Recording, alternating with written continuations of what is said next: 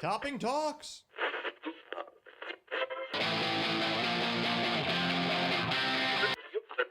105 hours a week, can't be beat.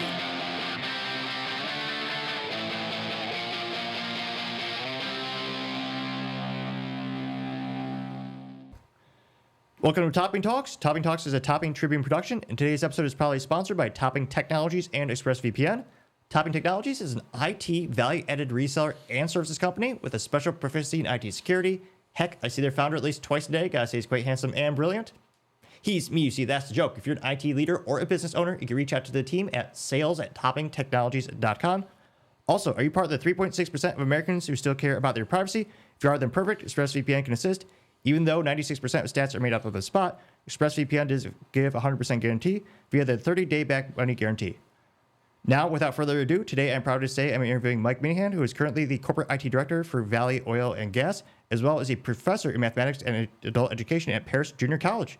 Thanks so much for coming on the show, Mike. Absolutely. Humbled to be here. So winding back a clock a couple of years, how did you first get into IT? Well, it all started in college when I was in petroleum engineering. The bottom fell out in around 83. Mm-hmm.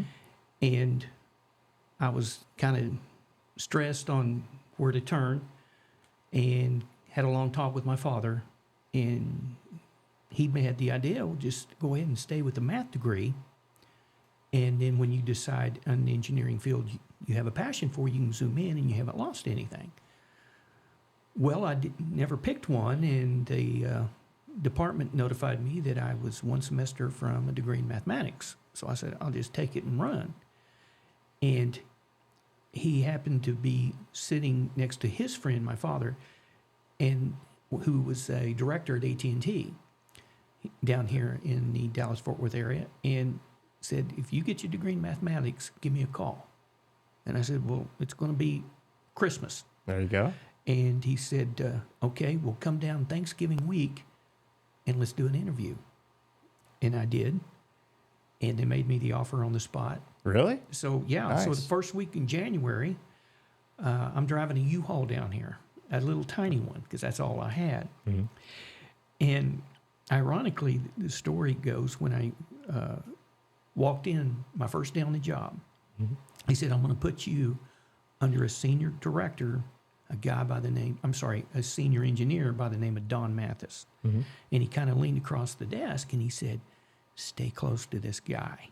In his back pocket, he's a library of wisdom. And I went, okay. And ironically, this was the kind of guy who could walk into a conference room, Nick, and just own it. I mean, just own it. Not loud, not brash, just matter of fact. And it was funny. People just was in awe of this guy, and they would walk up to him and say, "Hey, what's your flavor of ice cream? Because your flavor's my flavor." Mm-hmm. And I'm watching this, and I said to him about that second week, "Don, can I take you to lunch?" And he said, "Sure, everything okay? Yeah, I want to talk to you, but if we do it here, we're going to get 300 interruptions."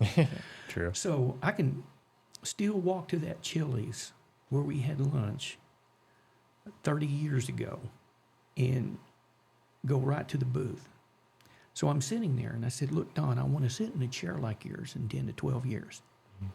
Tell me how I get there. What would you tell your young self? What do you know now you wish you would have known back then?" And he said, "Okay, if you're serious." I said, "I'm serious. All right, there's two things you need to do, but I'm not going to tell you both right now. I'm going to tell you the first one. You go do it. You come back. Then I'll tell you the second one." I said, "Don, I'll honor your strategy, but may I ask why that's your strategy?" And he said, "Absolutely. I don't want the light of the tunnel to be so far down there that first time you drive the truck in the ditch, you go, okay, I'm done. I want that light to be right there, just in front of you, just within reach." I said, "Okay, so what's point number one? You need to go get a graduate degree." Really? Everybody in the building has an undergraduate degree, and they've got seniority on you. Let's start with that. Mm-hmm. He said, in 2 years, if I walk in there and said, we need to give old Mike a raise and a promotion, does good work, shows up on time, they're going to look at me and says, yeah, he gets a paycheck on Friday. Where are we going with this? Yeah. But if I walk in there and say, Mike's been with us, he came in the door with an undergraduate degree, took the initiative on his own, went and got a master's, he's worth more on the street, he's worth more to us. True. I think we might need to reward him for that. He looks at me across the table and he says, now which scenario plays good? Yeah. Which one's more compelling? Makes sense. So I said, okay. And I'm not married and have no responsibilities at the time but me. And so I said, okay. So I'm enrolling. And I get majored in IT. Oh, cool. And it was kind of new. And so I go the 2 years. I get the degree. I go back and knock on his door. Mm-hmm. And he said, oh, Mike, come in. I heard you walked across stage. And I said, absolutely. He said, you're here for point number 2. And I said, you remember our lunch date? And he said, absolutely. He kicked back in his chair, Nick, grabbed his business card. He wrote a lady's name and number on the back, handed it to me. He says, you're going to call this lady because you're going to start teaching night school at the college. What? What? Don, what have you been smoking? Me teach? Hang on. He said, there's a thing called executive presence. And there's 4 pillars: appearance, articulation, gravitas, meaning does your body language match your words, and confidence. And when you start teaching algebra and computer science to freshmen and sophomore, you're sharpening that skill. Week in, week out, month in, month out, semester after semester after semester, you're sharpening that skill. Because here's where you need to get to. You need to be able to walk into a conference room and articulate a technical solution to a non-technical person. Once you master that, you make yourself indispensable because executives are always going to want you either in front of the customer or in front of other executives explaining why we need budget money for this or this or this. True. So it turned out to be true. And I said, well, yeah, I could use the extra money. He goes, whoa, you don't get to spend it. I'm like, what? He said, do you think this is your dad's era where you sell your soul to IBM and they're going to take care of you to the grave? Those days are gone. Yep. I'm going to show you how to take that extra money and invest it. So by your late 40s, early 50s, you will own the job won't own you. It's wise words. I like that idea. It was very wise at the time. And he said the third thing is when you teach at the college level of what your 8-hour day job is, you carry the stigma of a professional. Let's say there's an open chair and you're interviewing, there's 3 of you interviewing for that open chair.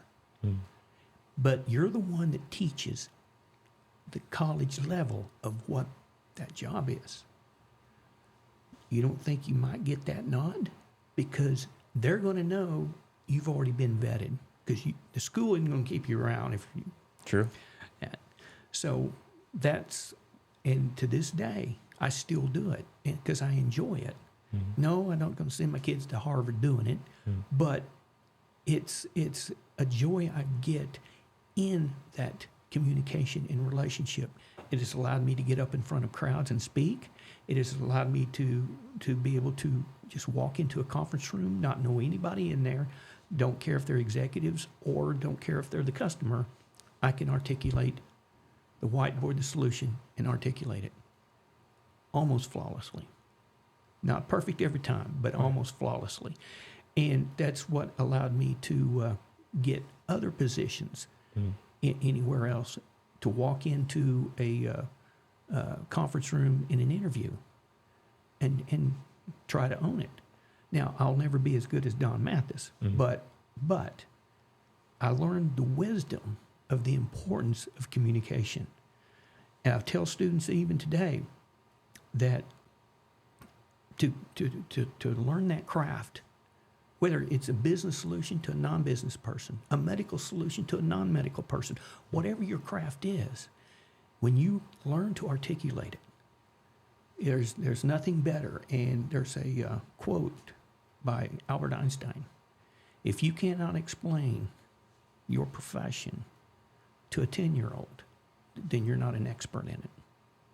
And that always resonated with me. So It's also a good way to tell someone's trying to scam you for money. It's like if you can't give a quick, succinct summary of the business model or what the idea is, it's usually bullocks, as the British would say. Exactly. And I tell them in communication, you got to make the connection first. If you immediately go into your sales, you're going to come across as a used car salesman. Yep. So what you do is you figure out where that connection is.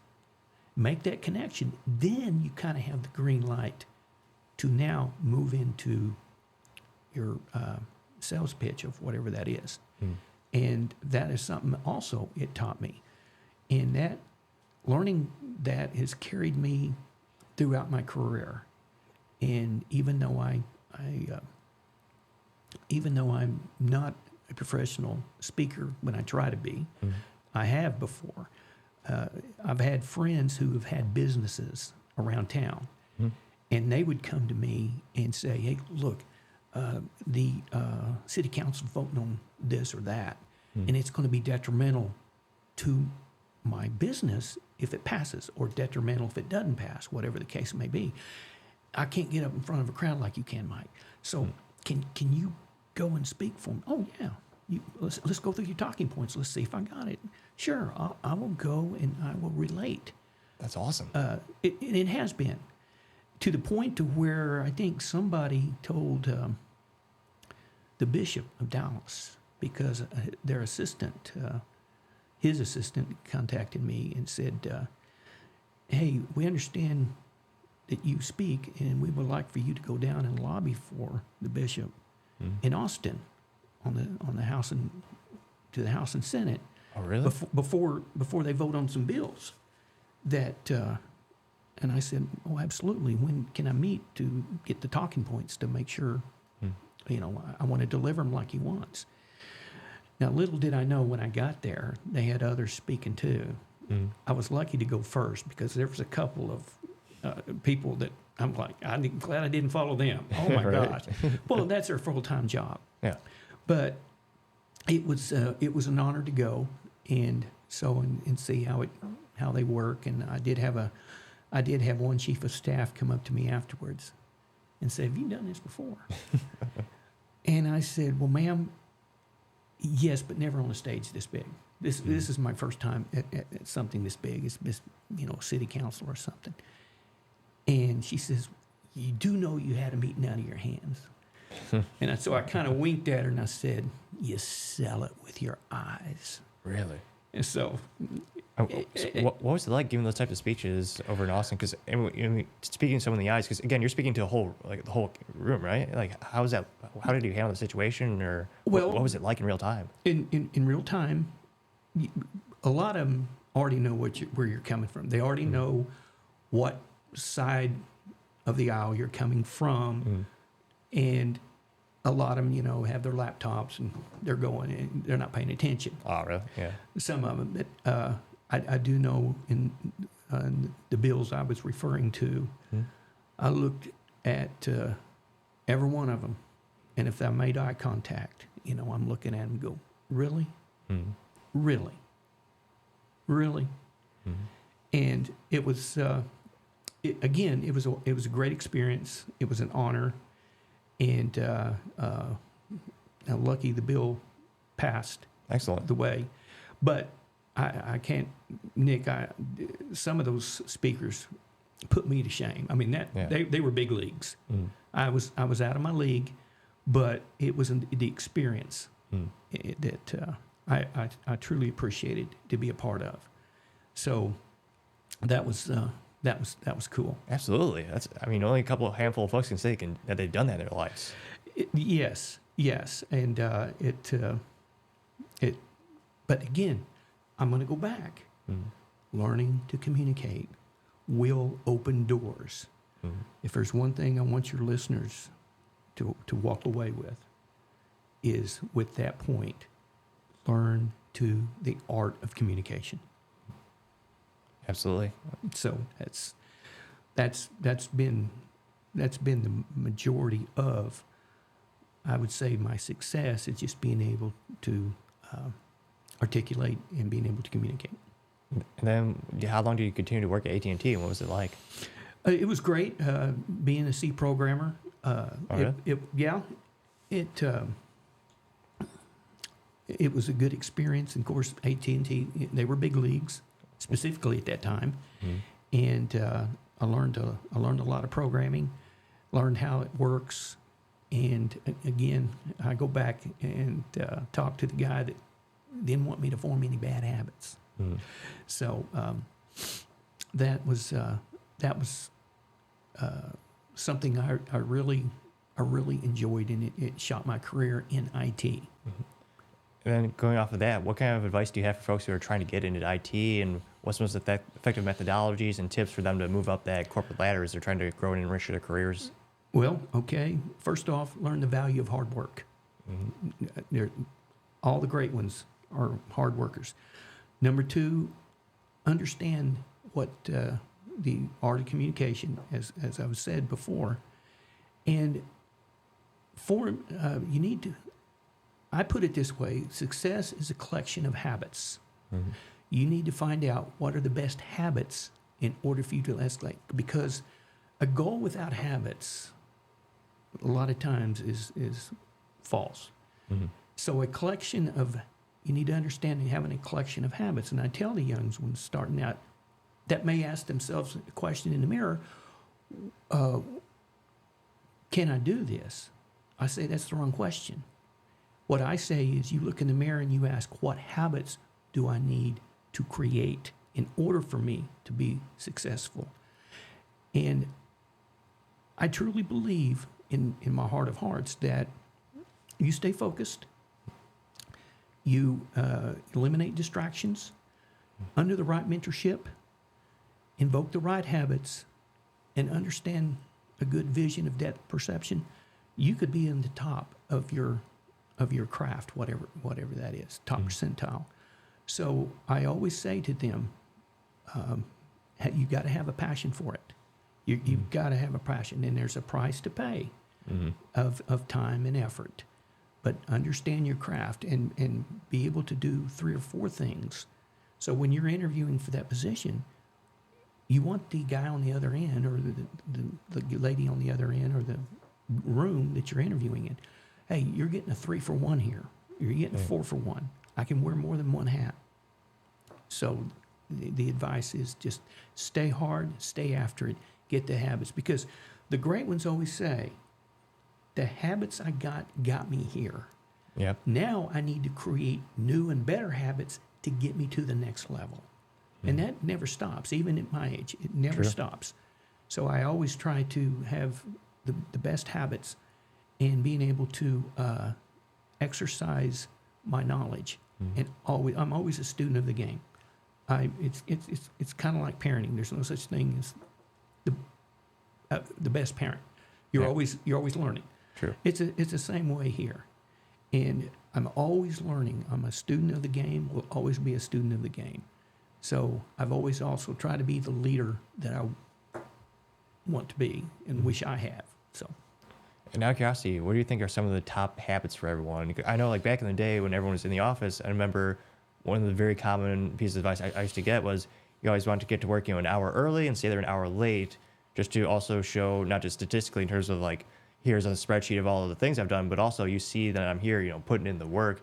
Do you think with remote work and hybrid work, do you think that that's still an important habit, or do you think management still cares about that kind of stuff? And I know every company's a little bit different too. Yes, to a point. And also, I think if you're a good problem solver, in other words, hey, I could solve this problem and we didn't have to open up the checkbook. Yeah, that's good too. A good problem solver and being able to communicate the problem and then the resolution. And then this is what we've done. This is why we won't see this problem again. Here are the things we put into place to see that the problem never happens again. And then, out of curiosity, I remember you want to talk about this as well. How do you define success in your career and your profession? Success to me is, did you make the goal you wanted? Okay? I know several people that are more happy with the job title. Some are happier with the pay. Some are happier with home life, family time. Everybody has their passion.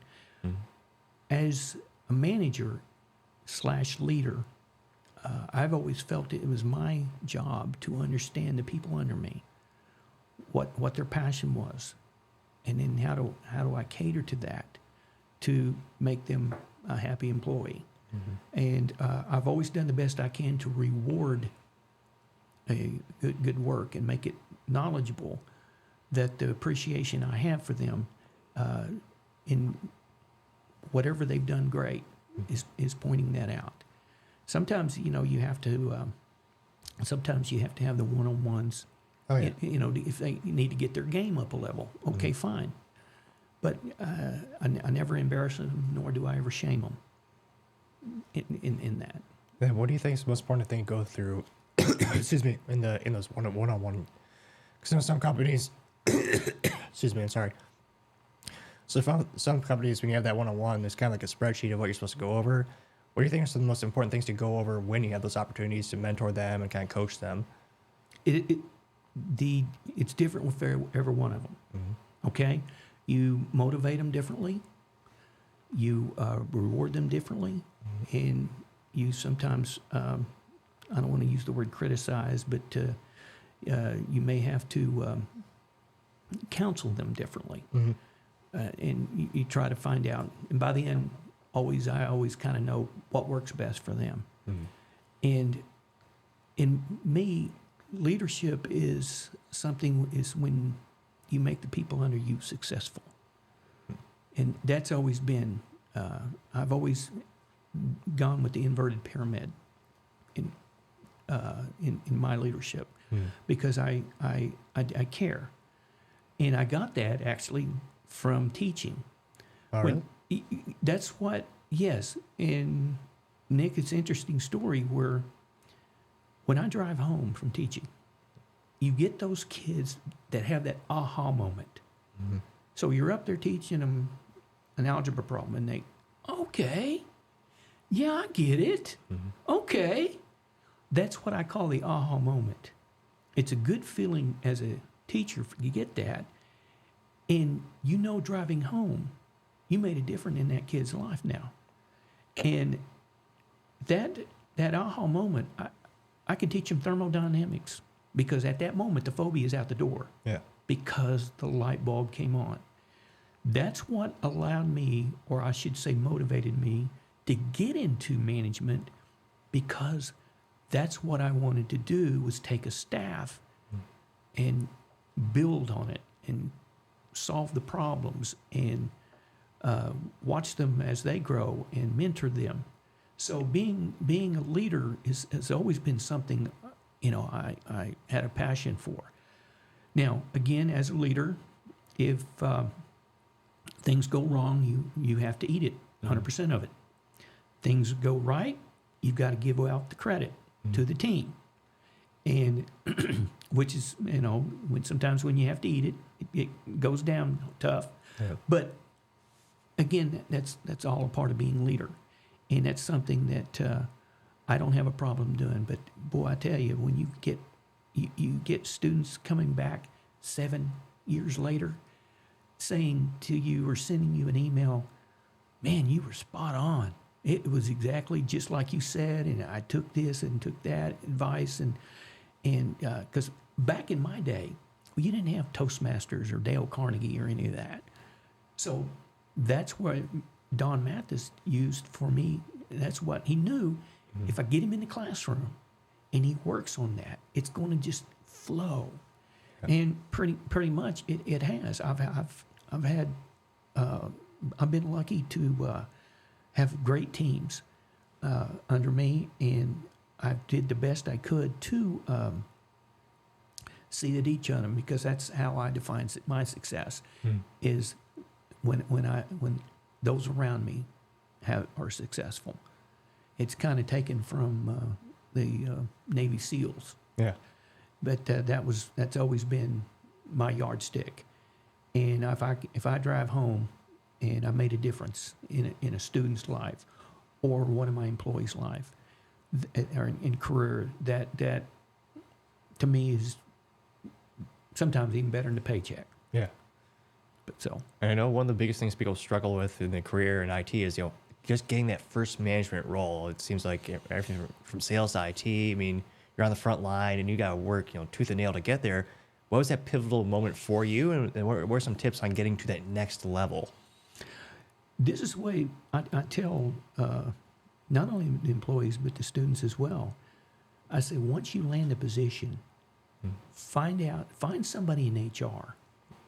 Okay, get on a first name basis. I'm in HR. Really? Well, That's funny because some people say, treating my prize, never talk to them. It's like, no, they know some stuff. Well, they do, and so I would sometimes ask, okay, what's the next level in the org chart? Well, it would be, senior engineer, or it'd be senior whatever, or it'll be whatever job title. And I say, because this is public knowledge, I say, get a copy of the job description. And so when you're reading down it, try to volunteer for actions on there that they want. And then, a year from now, if that position comes open, you can say, well, look, I've already done 8 of the 10 already, or am currently doing 8 of these 10 on this job description. True.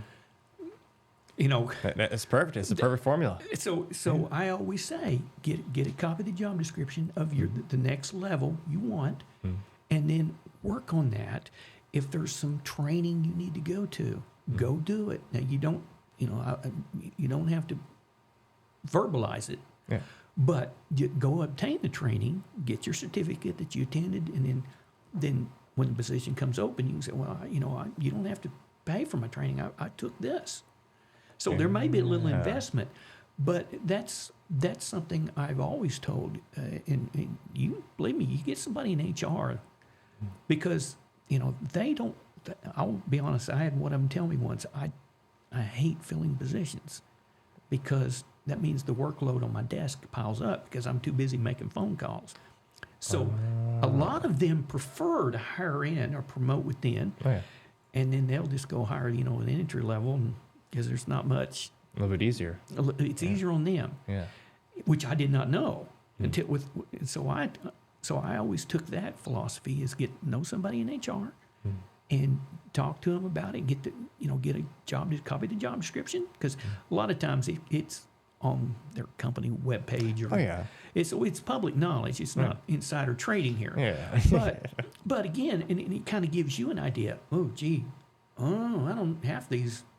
I don't want to take that in my career. Okay, so you at least know what you don't want, and then but you've got to have a passion for it. You've got to have a passion, and it has been a passion for me. Computers have always been a passion, but it kind of short and stopped there because I'm also a sports guy on the weekends. My wife has always told me I'm not worth a darn during football season because I'm worthless. But anyway, that's being the son of a Hall of Fame football coach. It's always been in my blood. Oh, cool. Yeah. So, and do you remember that first job description when you first got that promotion? And was it at AT&T? And how did you personally handle it? Like, how did you kind of transition to that mindset of being, front line to then, more in the leadership role and starting to mentor the new hires and the more or less tenured employees? What was that like? Well, it was great because probably the two most respected people, it wasn't with AT&T, it was with Nortel Networks. Oh, there you go. And they were worldwide. And probably the two most favorite leaders I had, it's a tie between two guys for different reasons. The first guy was my direct manager. He was a senior manager by the name of John Hardman. This guy could communicate so well, and he could make a point with minimal words. So he was a journalism major in college, so he knew how to write, and he could put together a proposal, or he could put together draft an email or whatever you needed.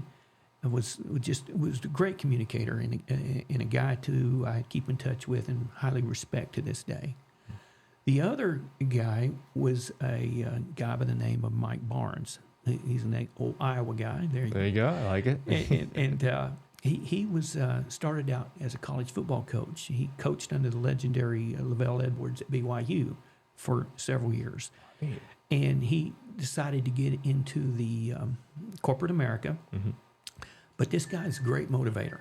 I learned a lot of motivation from him and motivation tactics. And he was just defined leadership and servant leadership in a great way. And a man that I still keep in touch with today and still highly, highly respect. And I'll even sometimes give him a phone call and just bounce an idea off of him. Mm-hmm. But the guy, and what was funny is he in meetings, now he's a senior director. Mm-hmm. So there's a lot of people in the room, and he would use football analogies. Yeah. And he would use an analogy like a couple of them that were funny. He would say, okay, I'm going to throw a Hail Mary. Mm-hmm. And, okay, I'm calling an audible. Yeah. Well, I remember some of the ladies that are on the team would come up to me going, okay, he said Hail Mary. Are we supposed to pray? What's that? No. A Hail Mary is what he's taking a long shot. Odds are against, but he's taking a long shot, going for broke, going all the way. And no, when he says I'm calling an audible, that means he's got newer information after a decision's been made. He's been educated on a new information where, okay, we're going to make a change here or there, changing the game plan. Yep. So that's what that means. Okay. So it was kind of funny, but being the son of a coach and then hearing that, I didn't even think about. There's people in here that don't know the sport, so it was quite comical. But both of those guys were probably, to answer your question, molded my leadership, molded my way of thinking. Where either one of those guys, I crawl over broken glass for without thinking twice, because I know it would be appreciated. And both of these guys were very, very unselfish leaders, and would always ready to give the credit out to the team each and every time.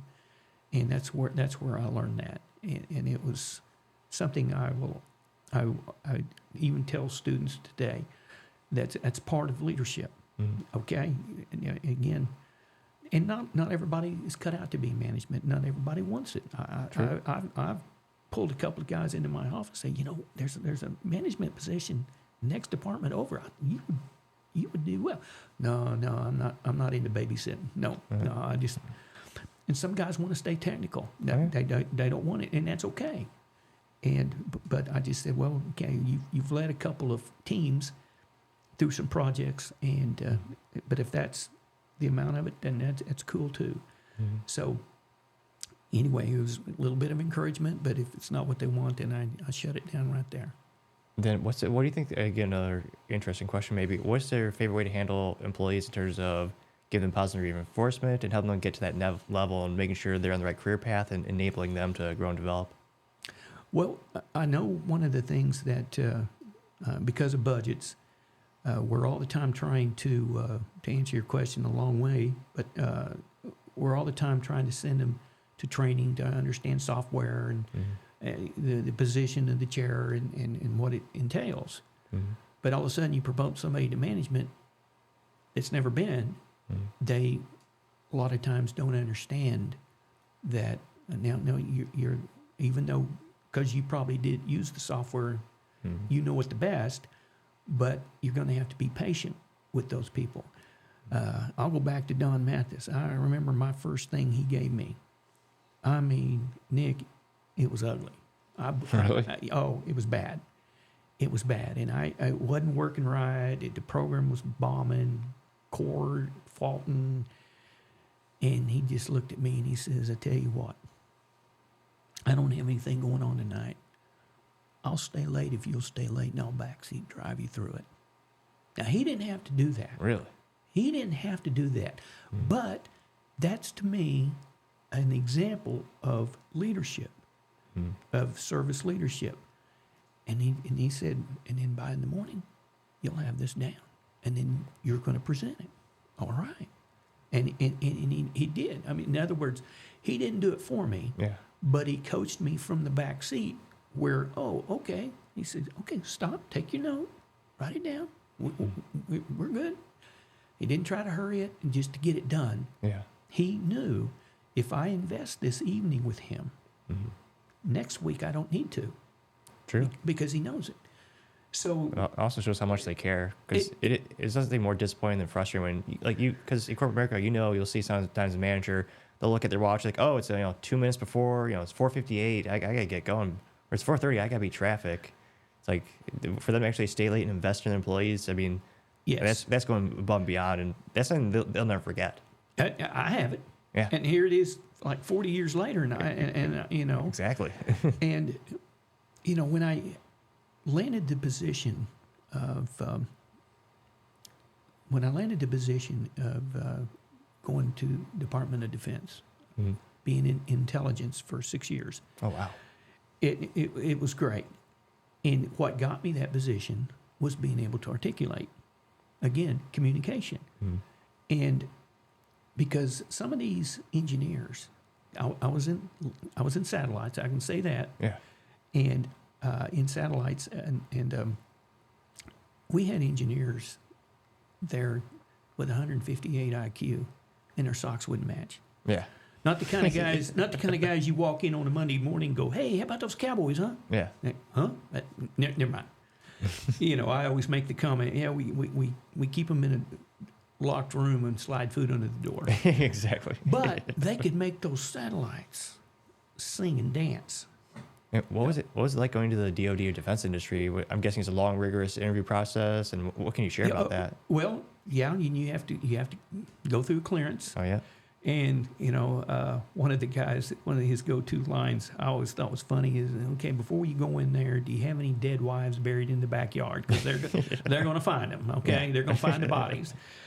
And I said no. And but yeah, it was wasn't as bad as I thought. And of course, I always thought I was the Boy Scout, so it didn't take long. Yeah. And you'd have people come up and go, man, I had this guy show up and on my front porch and showed his badge and said he wanted to talk to me about you. And they said, I didn't even put your name on the list. So what happens Wow. is they'll talk to somebody else and they'll say, yeah, me and 3 buddies and Mike, we did this. Oh, you got those buddies' names? Yeah. So they take all those avenues. But what's also funny is that somebody will say, oh, man, you saw top secret stuff. Yeah. Yeah. Wow. No, I said, I'm going to tell you, that stuff is in the movies. Yeah. If I was to tell you something's top secret, you'd go, that's top secret? Yeah. That's it? Yeah, Boersville, man. But you do see some cool technology. Of course. Yeah. And that's what was amazing. And it was always my job to go to the engineer and wade through that swamp and get the talking points so I could go and articulate it, to the customer up there. Yeah. And being able to do that, and that was so interesting. Now, again, working in D.C., I saw some cool stuff, but you also see the ugliness too, because, you go to happy hour with some of these people and their tongue gets loose and, you hear things. And, Yeah. But I learned a lot when I was up there, and it was something just special to me. It was very special, and my greatest achievement is I did get the Superior Performance Award from the DoD. Oh, cool. And that's probably one of the coolest thing I have on my wall at home in my study. Oh, really? Yeah, I still have it today, and that was in 2008. Is that awarded for a specific project that you're allowed to talk about, or It was satellites, and it was a project, and it was being honored, and your name mentioned in print in the program. I still have a copy of the program of that, and that's awesome. it was, and being able to to show, my kids see that, go, Dad, boy.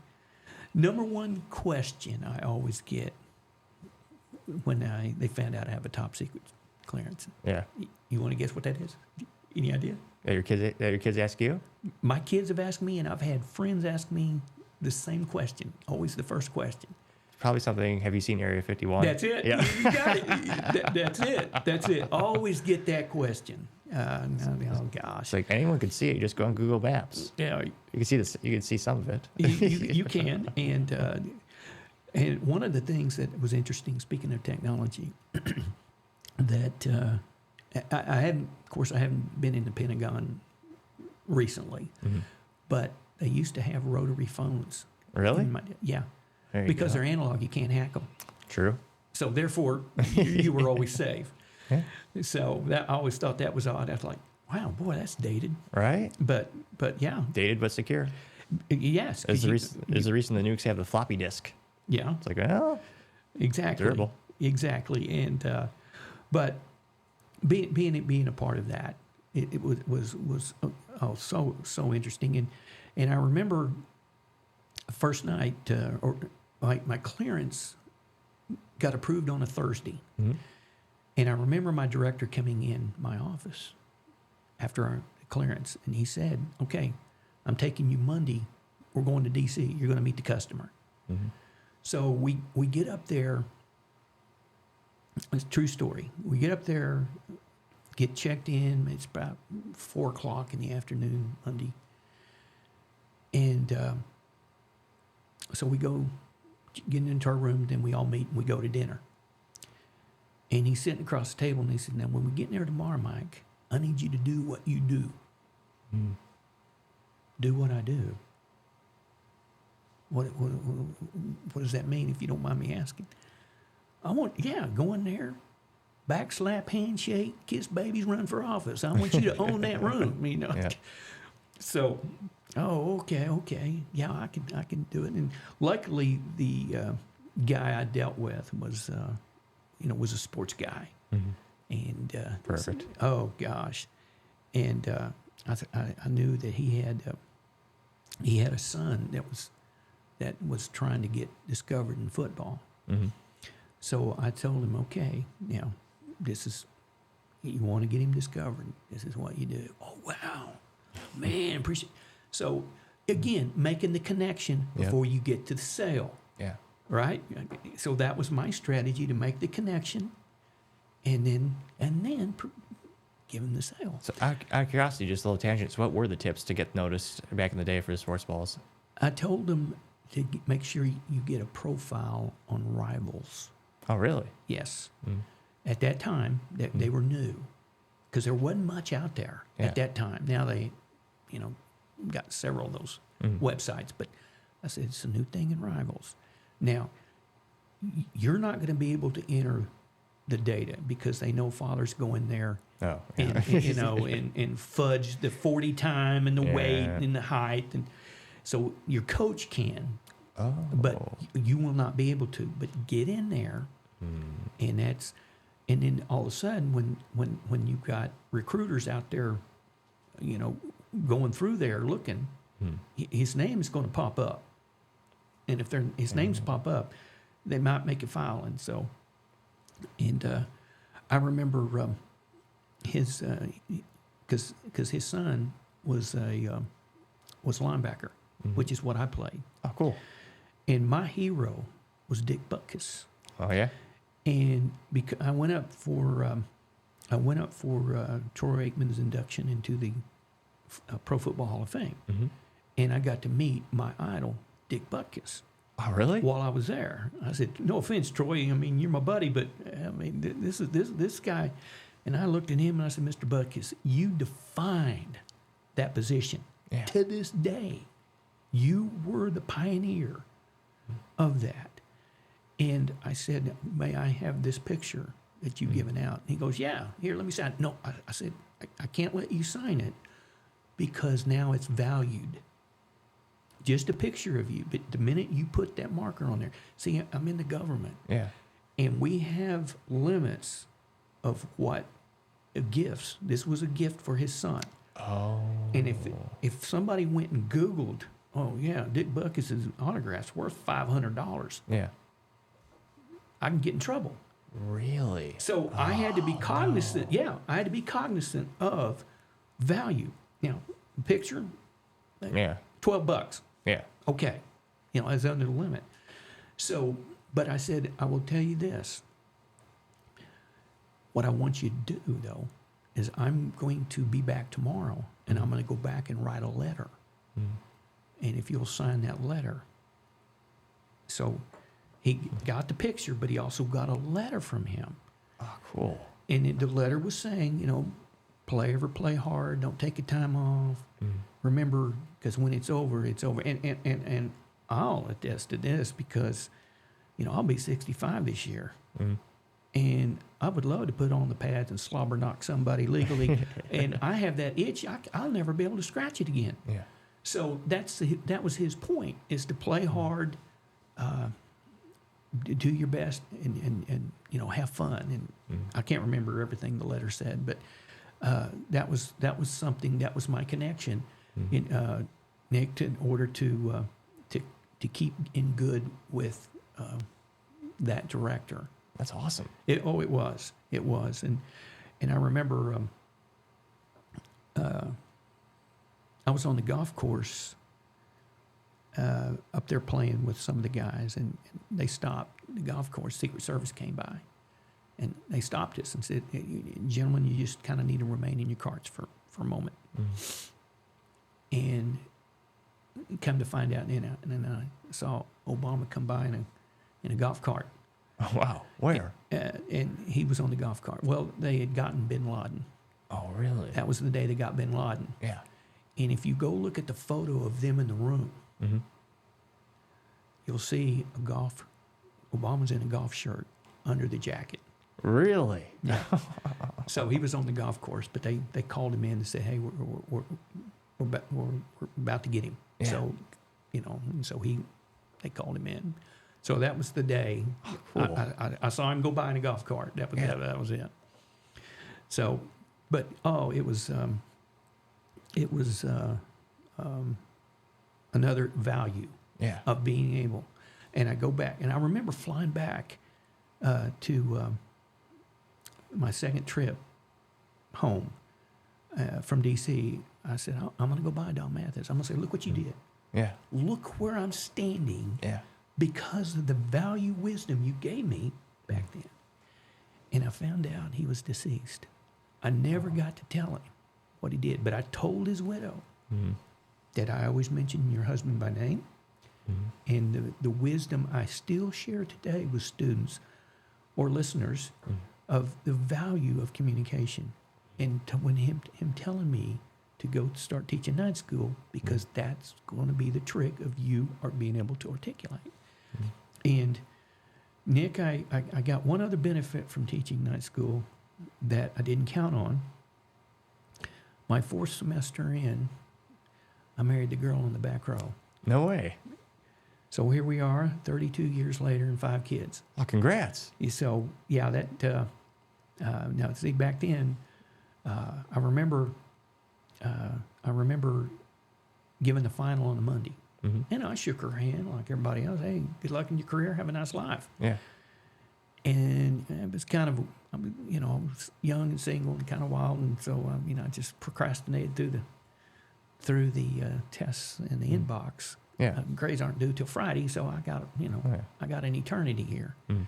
So here I am at 2 a.m. getting these. And back then, you didn't have Scantrons. You graded every page. What? Yeah. Oh, jeez. You graded every page. And so I turned that over, and she'd written a note on the back of the test. Like, wow. Now look, am I saying what I'm saying? Oh, man, that'll get you on the 10 o'clock news. Oh, but she's hot. I can't. But she is hot. I can't. So I had the voices in my head playing. And so we went ahead and went through the weekend, got the grades turned in on time. And so I called her like on that Tuesday, and she was real standoffish. And it's been over a week. Well, yeah, I didn't see it till 2 a.m. Friday morning. Did you want me to call it? So we didn't have cell phones back in those days, And So, no, that's okay. I forgive you. Oh, gee, thanks. But, it all worked out. And I remember... But what did the note say? That's confidential. For sentimental reasons, do you get to keep it, or? I've still got it in the file cabinet at home. Oh, really? Yes. I even showed it to my daughter. That's awesome. I love that. And, my daughter's had some fun with that. Well, my dad was my mom's teacher. So it's kind of cool. And she... Sounds like I need to go start teaching as well. Well, hey... and she's also a sports fan, and I'd use sports analogies in the class, and so she could relate. And I remember she used to get upset at me in class, and she didn't tell me this till afterwards. Mm-hmm. She'd get upset. Why do you always leave the room during a test? They're cheating in here. Yeah, I know. Well, I sit there and said, I look at their lab work and their homework, and they make a 30. But they make a 72 or an 80 on the test. I know they're cheating. Yeah. But do you know the paperwork I have to fill out for academic dishonesty and open myself up for lawsuits? Nah. Really? You have to worry about lawsuits in that situation? You can. What? You can, if they choose. And so I just, if they cheat, they cheat. They're cheating themselves. And, I'm just there to do it. Mm-hmm. And, you kind of know. Yeah. You kind of know. I never even thought about that. So if you catch someone cheating or if you accuse them, if I catch them red-handed, yeah, okay, which it's probably happened twice, but no, I leave the room. Really? Has that happened to any of your peers or other professors? I didn't realize that was an issue. It's not. I wouldn't say it's an issue. And now she says everyone was cheating. I said, no, really? How many? Well, 3. Yeah. Okay. Yeah. Okay. No, not the whole class was passing around, but she still to this day, you could see a change in demeanor. Yeah. When we talk about that subject, but it also allowed me to stay current because it's computer science. It allowed me to stay current in teaching Unix of what's new coming out. Mm-hmm. Now again, I'm in management. And I've always been in management these last years of my career, the last 20 years. Mm-hmm. You lose some of that technical savvy. Oh, yeah. You can tell, okay, this is what's supposed to happen. Yeah. But I don't know the command to enter. I don't, hold this down. You got to do this. Yeah. No, look cross-eyed and whatever. No, but I know what it's supposed to look like, and I can speak to it. To executives because they don't, they've been out of the game. Oh yeah, for sitting in the chair they sit in. Well, I mean, it's kind of the old cliche. Like they really don't care how you drill the hole in the board or what kind of drill you're using. Just is the hole being made? Yeah. Like at the end of the day. And is it the right size? Precisely. Yep. Yes or no. Yep. Because usually it's closed-ended questions you get from executives, and I try to tell and sometimes engineers that they don't they don't know how to do that. Yeah. And sometimes I'll ask them a yes or no question, and 5 minutes into the conversation, I say, okay, time out. Is there a yes or a no at the end of this? Yeah. Well, no, you need to tell me, and that's fine. So there's a thing called executive speak. All right. And I try to also coach them that if you copy me on an email, I'm CC'd, all I'm seeing is the conversation is taking place. It might go for 4 or 5 days, back and forth. Oh, geez. Then I'll get one of you guys going, so Mike, what do you think? Okay. No, I'm not going to read 17 pages now by that time to say, go highlight a sentence or two in yellow and say, what do you think, see below in yellow? Okay, I will scroll down and give my thoughts. Yeah. But just because you CC me doesn't mean I'm reading it word for word daily, or sometimes it might be 4 or 5 times, throughout the day. But that's one of the things also I try to coach them, because executives, they only trying to keep their phone from ringing, and if it does ring, they always want to be able to say, oh, I'm aware of that, and this is the solution, this is the ETA. Yep. because they don't ever want to get a call from the VP over there of the customer to this VP and go, what kind of operation you going? You don't have it. It's not. Oh, you don't know? Oh, yeah. So that's what all they're trying to do is be able to just tell me where you are, give me an ETA. Summarize and resolution. Yes, and be able to. And so I came to know that over time that's what they're wanting. They don't want to know what command you typed in. You got this result, then you did this. No, it's just is it working? Are we on schedule? Are we on budget? Yes. Oh, yeah. So, and you kind of there's a little project management as well. Oh yeah. So, but it's been super. The current company I'm working at now, Vallee Oil Gas, the owner, Lee Juarez, is probably one of the greatest owners I've ever worked for. He believes loyalty is a two-way street, and his side of the street usually has a wider lane. Yeah. So, very, very unselfish man, and and it's always good to reward good work and always in a positive way. And I know the oil industry is a huge industry in itself. What specifically type of oil exploration or what kind of stuff do y'all do? Skimming. Yeah. We don't drill. We skim. So what's that for the folks at home? I'm sorry? So what is that concept for the folks at home? Because my parents think of oil, drill, or Yeah. fracking or those types of methodologies. Well, when you drill a well, you are always going to bring in salt water. It just comes with it. But you have to dispose of that salt water. The government says if it came out of the ground, it's going back in.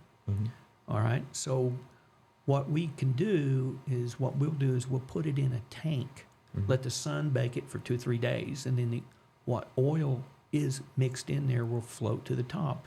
Skim that off and sell it. And there's a market for it. And Really? and a high-paying market. And then you take that, and we have, around the state of Texas, we have 4 disposal wells where we now take the actual pure water and put it right back down in the hole. Really? Yeah. Do you also separate you separate into the salt, the oil, No. and water? Or how much do you Salt. separate it? It's just salt water by itself and oil by itself. Okay. And then you skim the oil off the top and then sell that. How massive are those? How massive an operation is it in terms of just the size of the wells and the size of the containers you're putting it in?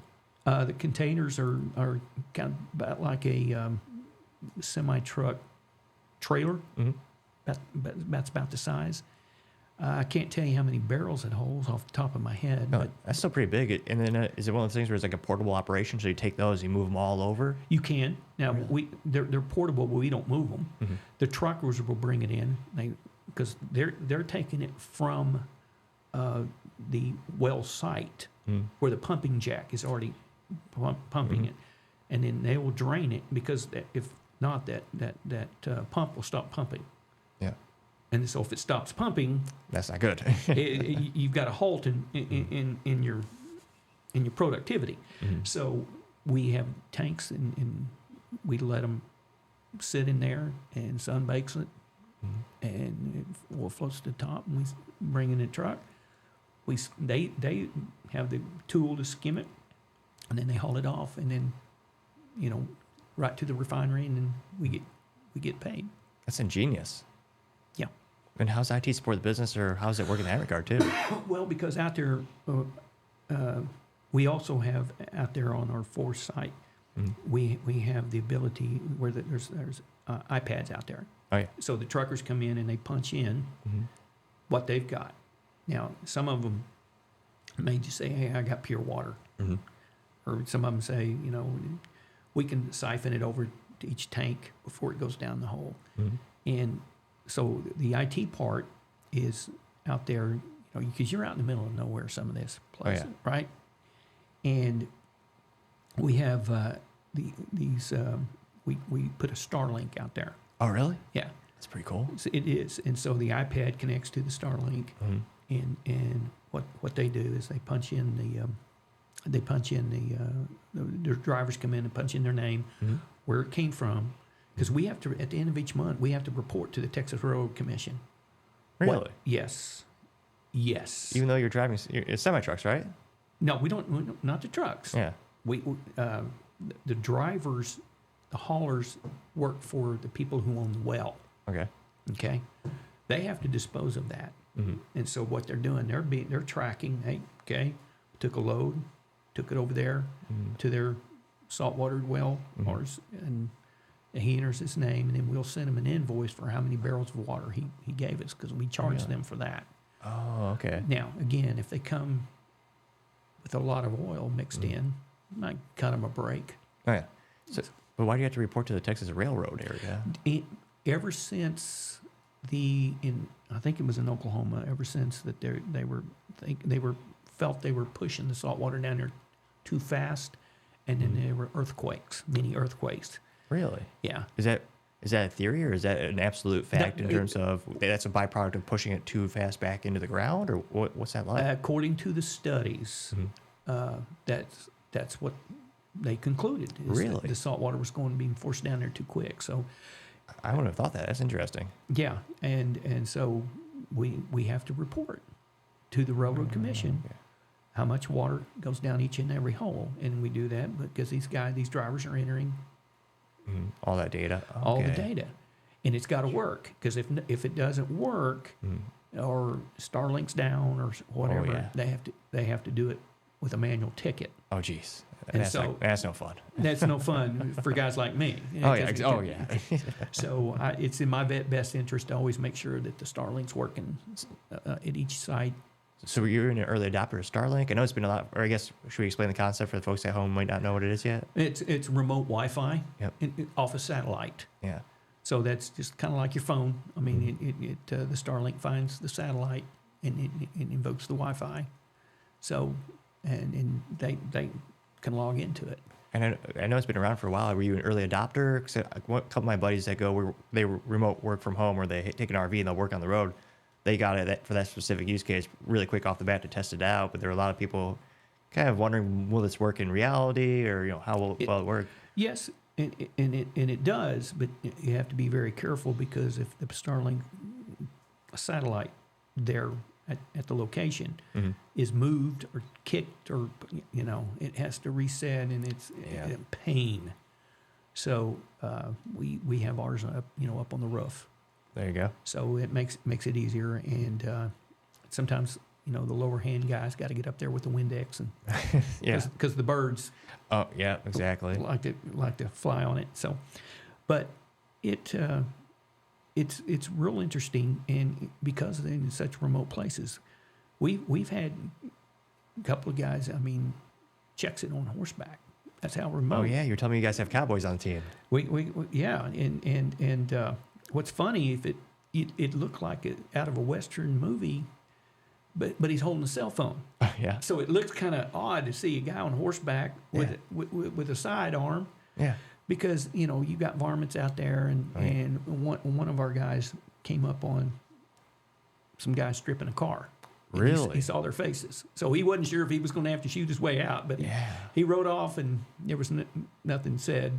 He just reported it, and that was it. But yeah, it makes interesting stories, and it's still a lot of it hadn't changed since even the 70s. A lot of that type of work. Oh really? Yeah, and of course, since we're a small company, I'm real close to it, and I've learned a lot, and it is it's amazing, but it can get corrupt because you have corrupt people in that business. Really? What was the most shocking thing you learned first going into the oil industry and the situation? Shocking thing. Well, I guess the corruption, because I mean you've got people working in the oil field that aren't highly educated, don't have to be, that can be bribed. So bribery is a big thing going. Really? Still today, yeah. And I mean, when you think about it, that guy's behind the wheel, and he's carrying, hundreds of thousands of dollars worth of content, and you can bribe him for $20. So, really? now In terms of the technology, are the trucks not? Because I mean, just think of IT and like troubleshooting, fixing. Some things. Are they weighted before and after, or is that technology is utilized? Some are, some aren't. Depends on how much money they have to invest in stuff like that. Yeah. So it's their budget, but it's not too often a lot that we hit that. I mean, we have even the big guys in the big leagues will send us what they think their numbers are, and we'll respond back. Well, you left off 4, and here are the tickets. So every ticket is photoed. Well, and those 4 tickets could be enough money to run their staff for a year in the office. Really? Yeah. Oh, wow. So it you have to be very, very careful in that. But I know that used to be a huge issue with traditional warehouses back in the day. yeah. And they're utilizing more and more tracking technologies. Do you think you'll ever get to the point where the price per unit, like, because I know, it's been theorized for years that we're going to have the GPS trackers or RFID trackers for every single item inside a Walmart because they get that price point down enough. Do you think it'll ever make sense to do that for like oil barrels or like a specifically per barrel or? Some people have invested in that kind Oh, of really? thing already that have the budget. Yeah. More and more, the technology's catching up, and that's why the bad guys struggle to stay ahead. Again, it is what it is, and you have to, and you really trust no one, or trust but verify. Just like cybersecurity. Well, exactly. Yeah. And you never know. You never know. Now, I mean, I always give everybody the benefit of the doubt, and but it has. I've started out in petroleum engineering when I first, and now I've circled back around. Right. And in it, now even though we're not drilling or I'm engineering anything, but the IT part of it is it just keeps everything on the up and up, I think, and then you can catch mistakes that are made, and just ironically, the mistakes are never really in our favor. Yeah. But And what's the most pleasant experience or the favorite thing that you found going into the oil industry? Something that really surprised you, maybe in a pleasant way. okay, and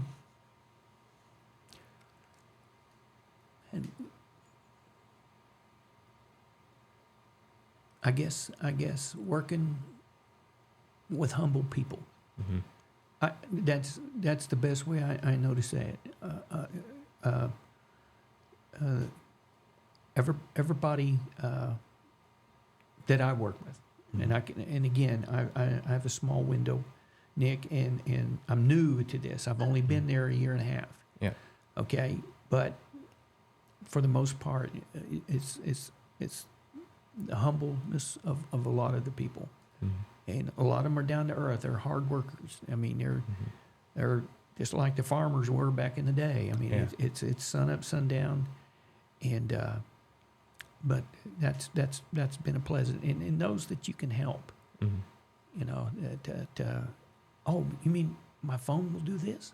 Wow, I didn't know. Okay, yeah. I said, yeah, you can do this from your phone. Oh, I can. So, and it saves some of those guys time. Oh, definitely. So, anytime, I tell them all the time out in the field, you guys are keeping me in the job. Man, throw something over the fence. Let's see if I can get it done faster for you. Yeah. So. Yeah, especially with how fast technology moves. You never know what kind of tools might be out tomorrow. It can just revolutionize your workflow or just make someone's job infinitely easier. Yeah.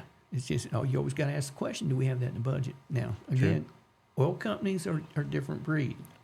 Okay, so how so for the folks at home in terms of the differences? Cause we used to have this running joke that they print their own money. Yeah. But it's not really so much true. But it's easy to justify an expense on the back end if it's going to save you from a security standpoint. So. And it's usually cutting edge stuff. Oh yeah. And but yeah, it's been interesting, and it helps to have leadership that supports you.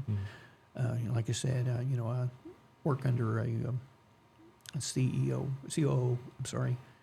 That's good to me, and the owner's good to me, so I've got no complaints.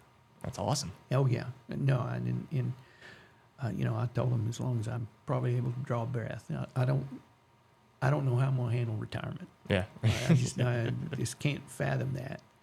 But I know my wife has assured me I'll show you how to do it when I'm ready. So I said okay. So.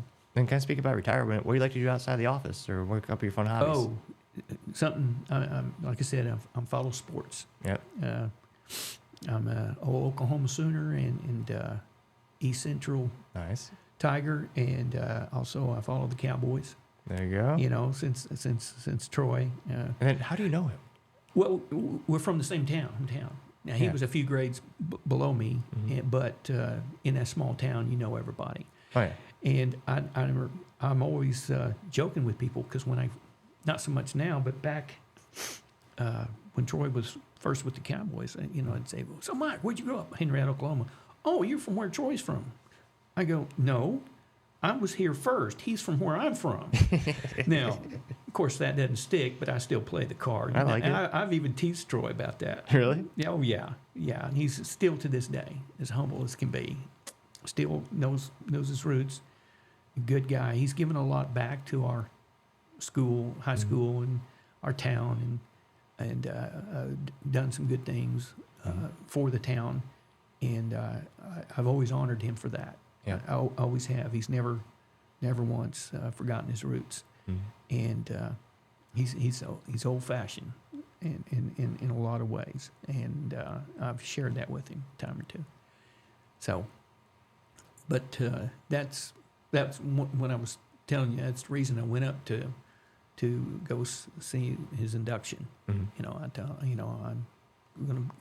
coming bringing my son. We're going to be up there for that. So we're rooting you on, and just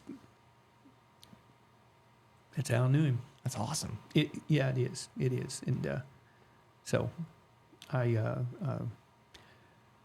got to get on the sidelines of a couple of games. And Oh, really? Yeah. Nice. So, and then of course before cell phones, and you'd see somebody down there, a singer or an actor or something, and I just had him sign my press pass because you didn't have cell phones. You could have a selfie with them. So, but no, that's one of my hobbies is that, and then family. Yeah. I've got 5 wonderful children, and love each of them dearly. And I'm all the time. What can I do to help? What do you need? What can I do? And I'm proud of them all. One of my sons is in Australia. Oh, really? Yeah, and my older two, he's the second one, but they love playing rugby. Oh, really? So I have both of them played a little semi-pro rugby. Oh, cool. Yeah, I have my daughter is an author, and she's got finishing her 3rd book to be put out on Amazon. She's writing a series. Oh, really? What's about it? What's it called? It's romance novels for young adults. It's pretty cool. It is. I'm trying to. Secret Six There you go. is the name of it. And if you want, we'll put that in the description of the show too, like an Amazon link. Okay. Yeah. I can. I'll try to dig that up. Yeah. And she's done. I know where she got this. I don't know, because I'm not a writer, and now her mom's a big book reader. So, and then my son Jeremy has always loved cars, and I remember even when he was 2 years old, going to bed, I'd have to pry Hot Wheels out of his hand because he'd roll on and wake himself up. Yep. And he followed his passion. And he in high school he had dyslexic. He was dyslexic, but other senses made up. And I remember when he was in auto mechanic school, the teacher would go around and he would do something to the engine, and each team would have to figure out at their engine. And interesting story, his hearing. Mm-hmm. He can hear an engine and go, that's not right. That's not sounding right. Really? And the other guys would go, what are you talking about? Man, that's burning like a kitten. No, listen. Guys, it's not right. And he could always isolate it to one or two things, and he would be right. And he found something that the professor had put only by the sound. And it's amazing how. It's incredible. Yes, and he has followed his passion. All my kids have followed their passion, and I'm proud of them for it. And because I've tried to tell them, the idea you want is to walk in to a job and go, oh man, it's 1 o'clock. Where'd lunch go? Yep. You don't want to be going into the office and at 8:15 looking at your watch. Go, come on, 5 o'clock. Exactly. That's no way to spend 35, 40 years of your life. No. No. Follow your passion. And so they've all done that. Glad to say, and I'm proud of them. I know that my wife and I have done our best. Now, my number 5 child, Joshua, is an autistic Down syndrome boy, and he will be with us for the rest of his life. But again, he's taught me a lot about life. Oh, really? Oh, yeah. What's the biggest thing? Biggest thing is I could have a bad day at work. Come in, and he looks at me and says, Dad, I love you. When I come in, nothing. Yeah. Nah, we're good. We're good. We're good. So I've said to them, don't let it get you that way. You know, and my wife, I mean, I proposed to her with a pager on the table, back pagers. I know I'm dating myself. Hey, doctors still have them? And, you know, and I said, do you have a problem with that? I kind of pointed at him. Yeah. I mean, that's what I do. Are you okay with that? Oh, yeah. So what was that? What was that proposal like? Do you get down? Do you have the pager then get down on a knee, or did you do that first? Or what No, was that we like? were sitting across the table at dinner. Yeah. And I said, okay. She told me later, 6 months into the marriage, I didn't have a clue what you were telling me that line. Because it go off at 3 a.m. on the wee hours of a Sunday morning. Yep. Because a truck can't pull out of Beijing dock with a system down in Dallas, Texas. Yep. You own it. You know, and sometimes if it was down too long, you get VPs coming on the call. Yeah. Where are we, guys? What do we need? What's going on? You know. So humans take time off for holidays, but the data centers never stop humming away. It's not. Or malicious actors. And it's just you know. And I tell the students nowadays, I hold up a cell phone and say, look, this is going to tell you when you eat, sleep, walk, talk, passionate with your spouse, going out to dinner. I can't tell you how many times my wife is dolled up going out to dinner and that thing goes off, and she's in there taking it off, and I'm just like afraid to walk in there. But bless her heart, she was a trooper. That's rare. That's awesome. It is, and I continued to teach night school. I remember a true story that I came home one day and from work, and I could tell she'd been crying. And I said, everything okay? Oh, yeah. All right, I took that as, okay, I've done something I shouldn't have, or I haven't done something I should have, and it's kind of like you're not going to get it out of me that easy. I need to see some grov in here. And I'm going, I don't have time for this. So I grabbed the remote, Nick, and turned the TV off, and I got on the floor, set Indian style, and I looked up at her, and I said, look, I can tell you've been crying today. You don't want to talk about it? I'll honor your wishes. Just tell me the subject matter so I can put some thought into it, so when you are ready to talk, I have... You got some bullet points. Some knowledge to it. Well, Erin, our daughter, took her first steps that day. And I'm like, whoa, why didn't you call me? I'd have turned cartwheels over the phone. Yeah. That's. She said, well, these aren't tears of joy. These are tears of guilt. I did not realize what I'm missing with the older two, the joy I've got of watching our daughter take the steps. And I want to put my career on pause to be a mother until they all get into school. Then I'll pick it back up. I said, hand me the phone.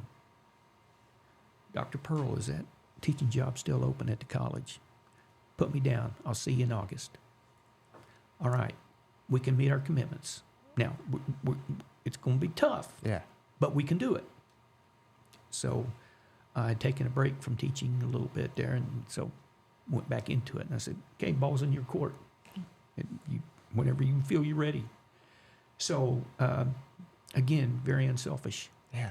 And I was very proud of her for that, to put that on hold. And Absolutely. so, and I think to this day, that's why my daughter and my wife are close, and the kids are close to their mother, because she stayed home, put her career on hold. Now, ironically, the thing when she was ready to go back to work, Yeah. a lot of things, the technology had advanced. Oh, yeah. So, but she is, you'll appreciate this. She's in cybersecurity with PepsiCo. Very cool. So That'll keep her busy. They're a big logo. They're under attack. Oh, yeah. they're always, and because they're worldwide. Oh, yeah. And people don't realize they also own Frito-Lay, so it's PepsiCo Frito-Lay. It's even bigger. Yes, and so, but anyway, she's in that, and gets to work from home, and Excellent. and that's because she hates going into the office, Yeah. and so, and me, where I'm the opposite. Oh, really? Well, yeah, because I mean that's where COVID hurt me the most, was because I was missing that interaction. True. And the thing is, on Zoom, a lot of in IT, as you know, we have a lot of meetings where we brainstorm. Yeah. Okay, and you got people talking on top of people and interrupt over here and over there. Oh, I like that. Well, let's add this. On Zoom, you can't do that. True. And so that's the part of the Zoom meetings where it was tough on us, because you couldn't brainstorm. And a lot of times in my team, that's what we get in the room. And we start brainstorming a problem. Yeah. Well, you can't do that in Zoom. So it was a little bit of a challenge there. And but yeah, I'm more going to the office, face to face, and I had a rule with my team: unless you're on call and you go to the conference room for a meeting, the cell phone stays in your office. I like that idea. Yeah, specifically with a customer, because you bring a cell phone in, Oh, yeah. even if you put it face down, what are you telling that customer? You're not paying 100%. You're not paying 100% attention to them. Yeah, Yep. that means you're important until this goes off. Yep. Now, if you're on call, I get it. Yeah. Okay, but so that was always my rule. And you talk. Oh, hey, heard your father's in the hospital. You doing okay? Yep. Yeah. Thanks for asking. Yeah. Stay the connection. And that's something I always learned back from the guy I mentioned, Mike Barnes. The motivating coach was. He was big on that, things like that. He used to have a saying: "You never tell a customer there's nothing you can do. There's always something you can do." I remember when I was working for Sun Microsystem, I was lucky enough to have the TI account, which was the biggest. That and EDS was kind of. Oh my God! So you had Texas Instruments and EDS, two of the biggest Texas companies, Yes. bar none. Yes. Oh my God! And I remember they got a virus on the PC side. Now I was Unix, but so I called the sales guy and I said, "Look, this is on their side, but this is what I'm going to do. These guys are all staying late till like midnight fighting this. Okay, I'm going to get a conference room. I'm going to order about 50 pizzas from Domino's. I just need to know I'm going to get reimbursed for this, right? Yeah. Okay. So, no, I couldn't help them with that virus. But I could see that, hey, I had a setup over here. I'm going to take care of you here. This is how I'm going to take care of it from the Unix side. I'm going to make sure you guys are fed tonight, and got drinks, and I'll clean the mess up. I'm not going to leave your janitors to do it. I'm going to do it. So that's what customer and I had, the VP told me, hey, I appreciate that. Yeah. The vice president there at Texas Instruments. Wow. And so, yeah, and it's a guy that I rarely ever spoke with, but the fact he came to my cubicle and said that meant a lot to me. That find something you can never tell a customer, nothing I can do, that's on the PC side. No, Yep. no. There's something I can do. And that's something I did learn from him. It's always something you can do. Sometimes it's what seems to be the smallest of gestures that make all the difference in the world as well. Yes, because that's the true test. Okay? No, that wasn't part of the job description. Yep. But it was something you can add to it. True. And make it at least tolerable for them. Well, they ended up about 10:30 getting it. Didn't have to stay till midnight. They got it knocked out, got it isolated, found the problem, corrected it, so all good. But they went. At least they drove home with a full stomach. So, Excellent. So anyway, I always tell because there's, as you well know, the competition that's out there. Oh yeah, it's fierce. They can make many calls, and so that extra always goes good, plays good, and I'm all the time sharing that with the students as well. Yeah. And I had I get sometimes walking down the hall, I'll get somebody grab my arm. Hey, you got time to talk? Yeah.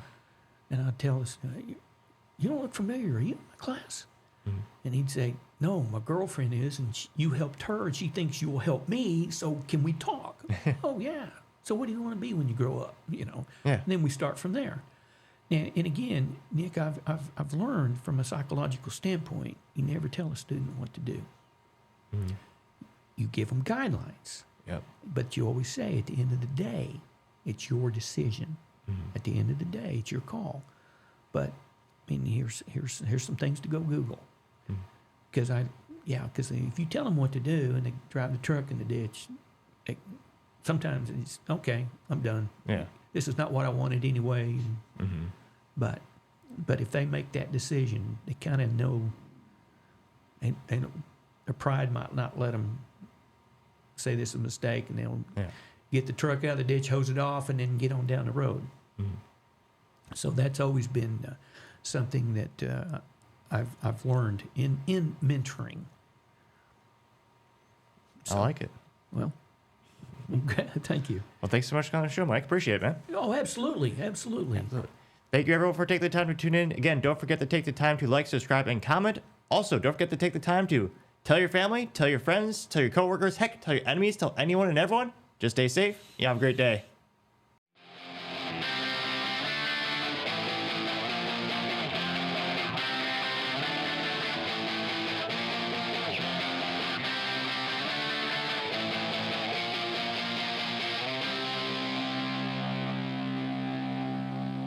Topping Talks.